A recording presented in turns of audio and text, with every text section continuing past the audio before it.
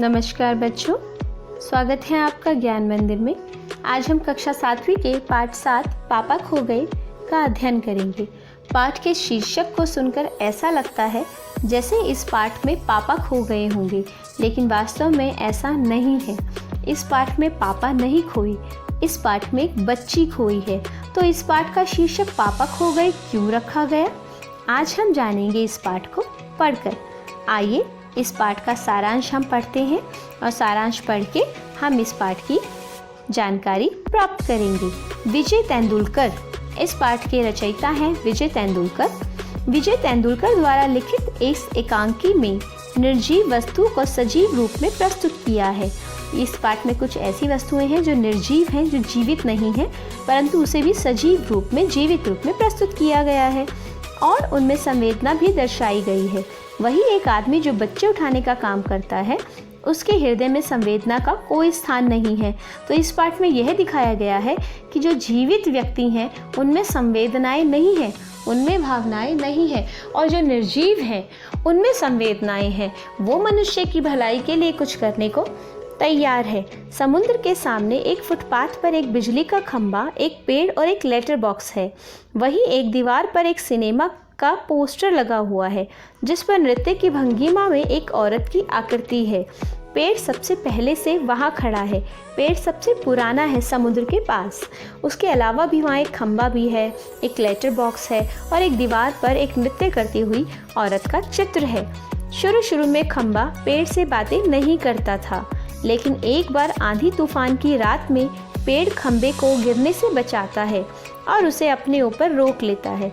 तभी से दोनों की दोस्ती हो जाती है। शुरू में उससे पेड़ बिल्कुल दोस्ती नहीं करता था, खंभा और पेड़, परंतु बाद में जब खंभे ने पेड़ की मदद की तो उन दोनों की दोस्ती हो गई।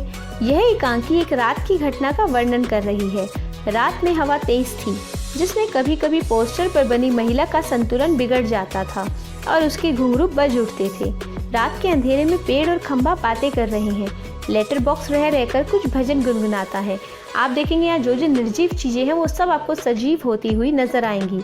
जहाँ वो स्त्री जो पोस्टर में है वो नृत्य कर रही है, वही खंभा, लेटर बॉक्स कुछ बातें कर रहे हैं, जिससे वही सोया हुआ काला कौवा झुंझला उठता है।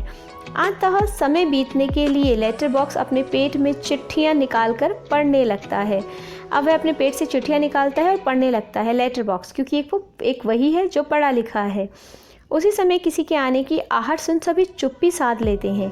एक दुष्ट व्यक्ति एक छोटी बच्ची को अपने कंधे पर उठाकर लाता है, उसे पेड़ की ओट में डाल देता है। एक व्यक्ति आ रहा है जिसके हाथ में बच्ची है, वो उस बच्ची को पेड़ की ओट में, पेड़ के नीचे डाल देता है। वह बच्चे उठाने वाला था।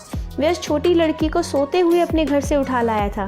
वह बच्ची सो रही थी घर में और वह उस आदमी को उस बच्ची उठा लाया था, उसे पेड़ की ओट में डाल दिया था। उसने उसे बेहोशी की दवा दी थी जिससे वह अभी तक सो रही थी। उस आदमी को भूख लगी थी। वह बच्चे के ऊपर अपना कोट फैला देता है और भोजन की खोज में चला जाता है। वह उस बच्ची को वहीं लेटाकर खाना लेने चला जाता है। पेड़, खंभा, लेटर बॉक्स और कौवा यह देखकर चिंतित हो जाते हैं। बच्ची अत्यंत भोली और प्यारी थी, छोटी सी थी। सब घबरा जाते हैं कि इसको कैसे बचाएं, कि वह आदमी ना जाने इस बच्ची के साथ क्या करेगा। वे उसकी रक्षा के संबंध में विचार विमर्श करने लगते हैं। एक दूसरे से बातें करते हैं कि हम क्या बात कर सकते हैं। उनकी बातचीत सुनकर लड़की जाग जाती है। उसे लगता है जैसे वह कोई सपना देख रही है। वह हैरान होती है कि ये आवाज़ें कहाँ से आ रही हैं। लेटर बॉक्स उसे बताता है कि वे निर्जीव होते हुए भी बोल सकते हैं।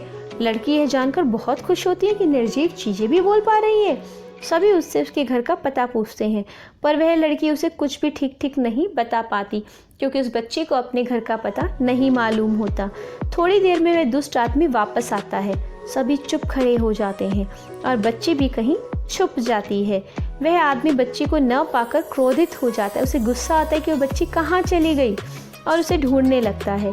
पेड़, खंभा, लेटर बॉक्स अपनी जगह से खिसक कर बच्ची को छिपाने का प्रयास करते हैं। अचानक कौवा भूत चिल्लाने लगता है। उसके साथ सभी चिल्ला पड़ते हैं और वह आदमी डरकर भाग जाता है, क्योंकि वहाँ आसपास सारी निर्जीव चीज़ें थी और जब सब निर्जीव चीज़ें एकदम बोलना शुरू करती थी तो वह आदमी डर जाता है और वहाँ से भाग जाता है। उसके जाने के बाद सभी लड़कियों को ढूंढते हैं। तो वह पोस्टर वाली औरत के पीछे से निकलकर आती है। सभी खुश हो जाते हैं कि लड़की सुरक्षित है। लड़की थककर सो जाती है। अब सभी उस लड़की को उसके घर पहुंचाने का उपाय सोचने लगते हैं। अचानक कौवे को एक तरकीब सूझती है। वह पेड़ से कहता है कि सुबह तक वह लड़की के ऊपर छाया किए रहे, जिससे वह देर तक सोती रहेगी, और खंबे से कहता है कि वह थोड़ा झुककर पेड़ पर टिककर खड़ा रहे। इससे लोगों को लगेगा कि यहाँ एक्सीडेंट हुआ है। कौवा यहाँ उपाय बता रहा है कि क्या किया जाए। पेड़ को झुकने के लिए कह रहा है कि छाया करे, खंबे को झुकने के लिए कह रहा है कि वहाँ लगे कि जैसे एक्सीडेंट हुआ है। इससे लोगों को लगेगा यहाँ एक्सीडेंट हो गया है। वे पुलिस को बुलाएंगे। पुलिस लड़की को देखेगी और उसके घर का पता मालूम कर उसे वहाँ पहुँचा देगी। लेटर बॉक्स कहता है कि यदि इतना करने पर कोई ना आया तो क्या होगा। तो कौवा उससे कहता है, लाल ताऊ, तुम तो पढ़े लिखे हो, तुम्हें कुछ करना होगा। लाल ताऊ उसे क्यों कहा गया है? क्योंकि वो पूरे लाल रंग का होता है। सुबह होते ही सभी देखते हैं पेड़ झुककर लड़की पर छाया किए हुए है। लड़की गहरी नींद में है। खंबा टेढ़ा खड़ा हुआ है। कौवा काँव काँव कर सबका ध्यान आकर्षित कर रहा है और पोस्टर पर लिखा हुआ है, पापा खो गए। लेटर बॉक्स धीरे से सबसे कहता है कि यदि किसी ने इस प्यारी बच्ची के पापा को देखा हो तो उसे यहाँ ले आए। तो कौवा यह उपाय बताता है कि लेटर बॉक्स एक पर्चे पर लिख दे, पापा खो गए। इससे सब व्यक्तियों को लगेगा कि उस बच्ची के पापा खो गए हैं और सभी उस बच्ची के पिता को उससे मिलवाने का प्रयास करेंगे। इस तरह वह बच्ची अपने पिता से मिल पाएगी। आपने इस कहानी में देखा कि सभी निर्जीव चीज़ें मिलकर उस बच्ची को बचाने का प्रयास करते हैं और जो सजीव व्यक्ति है वो उस बच्ची को उठाकर ले आता है सोते हुए। तो इस कहानी से हमें यह भी पता चलता है कि आज वास्तव में भी जीवित व्यक्तियों के अंदर संवेदनाएं नहीं रह गई हैं, तो उन्हें अपनी संवेदनाओं को जगाना चाहिए और गलत कार्य नहीं करना चाहिए।